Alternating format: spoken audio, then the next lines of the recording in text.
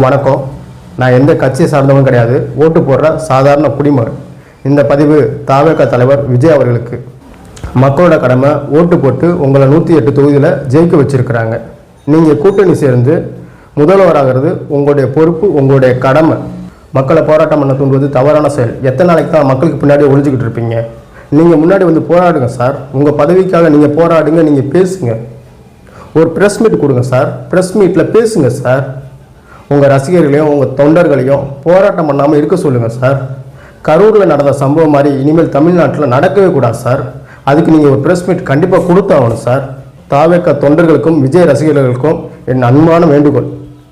உங்களை என் அண்ணனா, என் தம்பியா, என் அக்காவா, என் தங்கச்சியாக மதித்து ஒன்று கேட்டுக்கிறேன். போராட்டம் பண்ணாதீங்க. கரூரில் நடந்த சம்பவம் மாதிரி இனிமேல் தமிழ்நாட்டில் எந்த சம்பவம் நடக்கக்கூடாது. தயவு செஞ்சு போராட்டம் பண்ணாதீங்க. நம்ம ஓட்டு போட்டிருக்கோம், நல்லதே நடக்கும் நம்புவோம்.